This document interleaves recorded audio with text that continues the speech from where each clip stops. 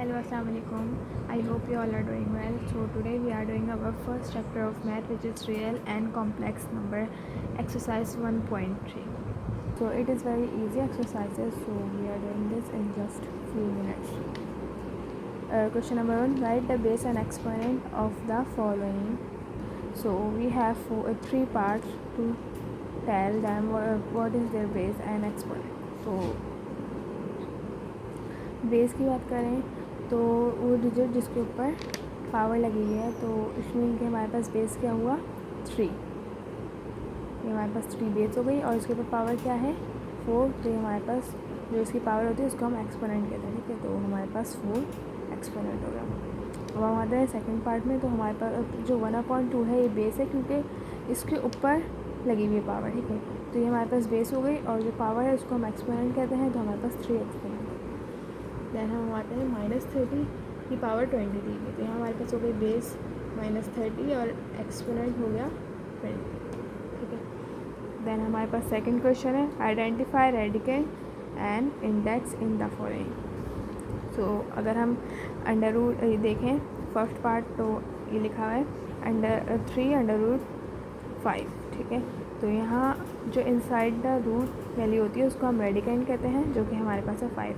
और जो 3 है, 3 जो बेसिकली जब ये रूट के बाहर जो लिखा हुआ होता है यहाँ वैल्यू, इसको हम कहते हैं डिग्री ऑफ द रूट। तो यहाँ डिग्री हमें दी हुई है जिसको हम इंडेक्स कह रहे हैं जस्ट 3। देन हमारे पास है second part which is 4√x/y। सो हमारे पास रेडिकेंड अंडर द रूट हमारे पास वैल्यू क्या है x/y, ठीक है। और हमारे पास इसका इंडेक्स क्या दिया हुआ है, मतलब डिग्री क्या दी हुई है 4, यहाँ 4 लिख दी। दैन हमारे पास क्वेश्चन पार्ट नंबर 3 है, तो ये है √5√x²y/z। तो रेडिकेंड हमारे पास क्या होगा under the root value x²y/z and इसकी जो डिग्री दी हुई है रूट की means index which is. So अब हमारे पास क्वेश्चन नंबर 3 है transforming the following into exponential forms. So यहाँ हम देखते हैं कि हमारे पास पार्ट 1 दिया हुआ है √3/4। अब आप इस बात को हमेशा याद रखिएगा कि जब भी अंडर रूट के बाहर कुछ भी नहीं होता, मतलब यहाँ कोई भी वैल्यू नहीं लिखी हुई अंडर रूट के बाहर, तो यहाँ हमेशा क्या होगा 2, मतलब यहाँ हमेशा क्या अंडर रूट की डिग्री क्या होगी 2 ऑलरेडी होगी, ठीक है।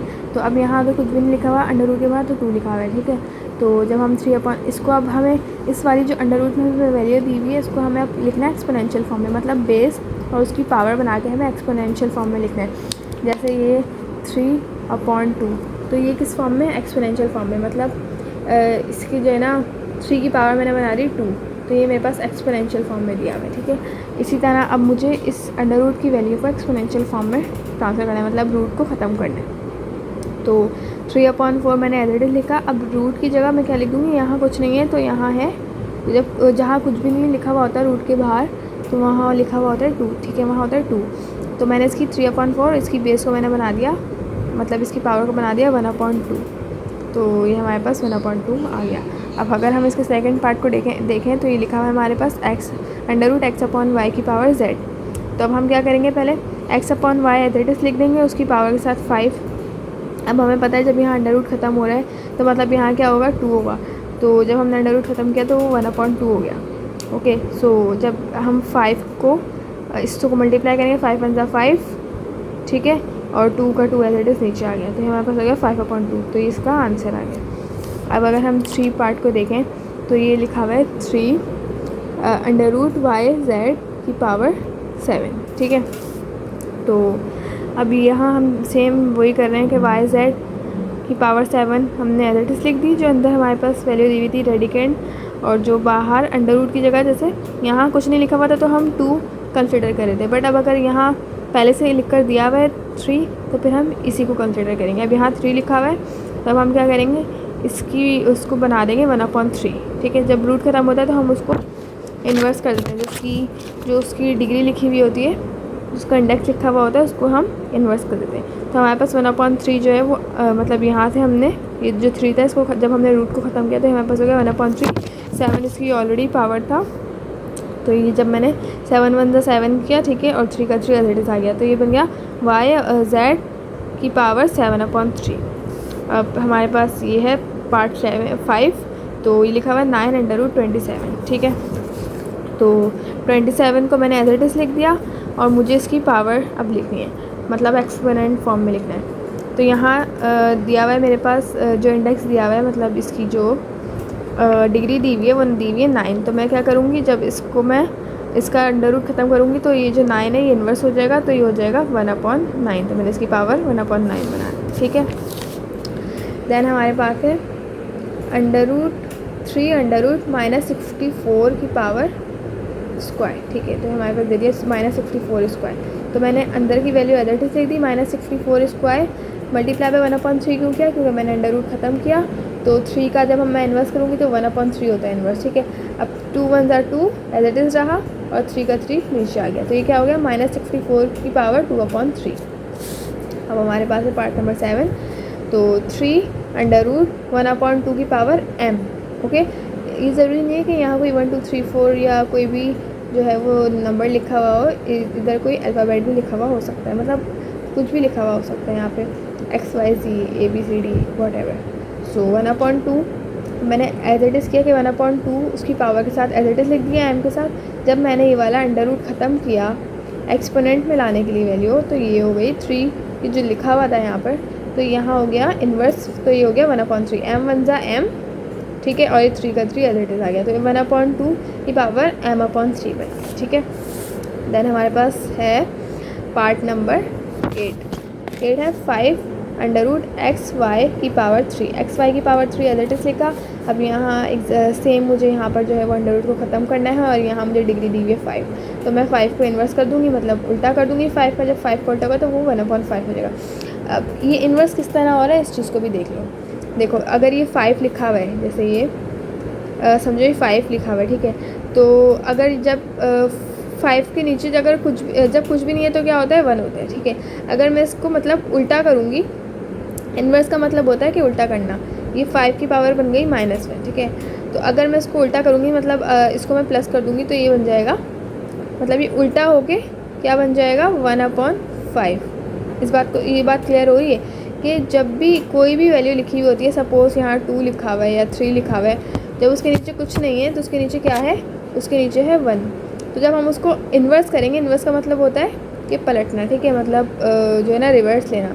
तो जब हमने उसको पलटा तो ये नीचे वाली वैल्यू ऊपर चली जाती है, ऊपर वाली नीचे आ जाती है। तो इसी तरह मैं यहाँ कर रही हूँ कि जब मैं इसकी डिग्री का इन्वर्स ले रही हूँ 5 का, तो वो 1/5 बन रहा है। तो ये 3 1 ज़ा 3 और 5 एज इट इज़ नीचे आ गया, तो XY की पावर 3/5 बन गई, ठीक है। अब हमारे पास लास्ट क्वेश्चन है विच इज़ पार्ट 9 सॉरी। सो 3 √4/3, मतलब यहाँ हमें दिए हुए 2 अंडर रूट। तो पहले हम बाहर वाला अंडर रूट को सॉल्व कर लेते हैं। तो बाहर हमें डिग्री दी हुई है 3, ठीक है। तो मैंने अंदर की वैल्यू एज इट इज़ लिख दी √4/3 और बाहर पहले मैं बाहर वाला रूट ख़त्म करूँगी। तो ये 3 है, तो 3 का इन्वर्स लिया तो ये 1/3 हो गया, ठीक है।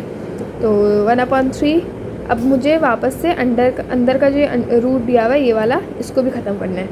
तो अब मैं क्या करूँगी, जब मैंने ये रूट ख़त्म करना है तो जो इसकी यहाँ देखो, अब यहाँ कुछ भी नहीं है, यहाँ कोई भी हमें लिख कर नहीं दी हुई डिग्री, तो हम यहाँ सपोज़ कर लेंगे कि यहाँ 2 है, ठीक है। ये 2 है, ये इसको हम अपने पास से नहीं लगाते, ये एक स्टैंडर्ड फॉर्म है कि जब भी रूट के बाहर कोई डिग्री नहीं है तो इट्स मीन वहाँ पर 2 है। मतलब हमें रूट को ख़त्म करने के लिए यहाँ 2 लाजमी लिखना पड़ेगा, देखना पड़ेगा और सपोज करना पड़ेगा।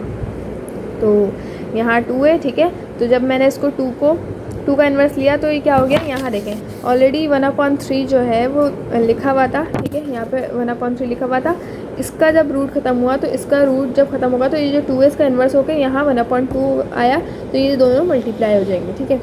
मतलब पहले ये वाला रूट ख़त्म हुआ, ऊपर वाला तो 1/3 आ गया क्योंकि बाहर 3 थी। अब अंदर वाला रूट ख़त्म हो रहा है, जो जहाँ कुछ भी नहीं था तो हमने वहाँ 2 सपोज कर लिया। तो जब 2 ये वाली डिग्री का इन्वर्स होगा तो ये 1/2, तो हमने इन दोनों पावर्स को मल्टीप्लाई करा देंगे, ठीक है। 1 1 ज़ा 1, 3 2 ज़ा 6, तो ये पावर बन गई 4/3, ये पावर 1/6। सो आई होप कि आप लोगों को अभी तक 1.3 का क्वेश्चन नंबर 1, 2 और 3 समझ आया होगा। तो हमारे पास अब है question number 4 which is transform the following into radical form. मतलब अब हमें दी हुई है किस फॉर्म में, हमें क्वेश्चन दिया हुआ है, हमें दिया हुआ है एक्सपोनेंट फॉर्म में दिया हुआ है, मतलब पावर की फॉर्म में दिया हुआ है, बेस और पावर दी हुई है। अब हमें इसको लिखना है रेडिकल फॉर्म में, मतलब रूट के अंदर हमें करके लिखना है। रेडिकेंड क्या था, जो अंडर रूट के अंदर वैल्यू होती है उसको हम रेडिकेंड कह रहे थे, और जो बाहर होता है उसको हम इंडेक्स कह रहे थे। तो अब हम जो है वो अब हमें लिखना है एक्सपोनेंशियल वैल्यू से रेडिकल फॉर्म में, ठीक है। तो ये हम कैसे करते हैं कि अब हमारे पास दिया हुआ है 5 की पावर 3 1/7, ठीक है। तो अब जो 5 की पावर 3 है ना, जिसके साथ दी हुई है, वो तो हम एज इट इज़ लिख देंगे 5 की पावर 3 रूट में। अब यहाँ 1/7 मतलब यहाँ 1/7 का क्या मतलब है कि जो इसका जो रूट होगा उसको अगर हम अब वापस से उसकी ओरिजिनल फॉर्म में लेके जाएँ, जब हम इन्वर्स को, ये जैसे 1/7 लिखा हुआ है, अगर हम इसको वापस से इसकी फॉर्म में लेके जाएँ तो ये 7 हो जाएगा, ठीक है। तो अब पिछले क्वेश्चन में, क्वेश्चन नंबर 3 में हम क्या कर रहे थे, हम इस वाली फॉर्म को इस फॉर्म में लिख रहे थे। अब हम इस वाली जो फॉर्म, ये वाली जो फॉर्म है एक्सपोनेंशियल फॉर्म, इसको हम लिख रहे हैं रेडिकल की फॉर्म में। तो यहाँ अगर मैं इसको आप लोगों को क्वेश्चन नंबर 4 की तरह करके दिखाऊँ तो वहाँ हम क्या कर रहे थे कि हमें इस तरह रेडिकल फॉर्म में दिया हुआ था, रूट की वैल्यू दी हुई थी, और हम सॉल्व कर रहे थे कि 5/3 एज इट इज़ आ जाएगा, और यहाँ जो 7 इसका बाहर इंडेक्स लिखा हुआ है, मतलब पावर बनी हुई है, तो ये इन्वर्स होके 1/7 आ जाएगा। मतलब हमें पहले ये दिया हुआ था और ये हमें फाइंड ट्रांसफॉर्म करना था, इसमें रूट की वैल्यू दी हुई थी, रेडिकल फॉर्म में दिया हुआ था, और हमें एक्सपोनेंट फॉर्म में लिखना था। अब हमें जो है एक्सपोनेंट फॉर्म में दिया हुआ है और हमें लिखना है रेडिकल फॉर्म में। क्लियर है इस चीज़, ठीक है।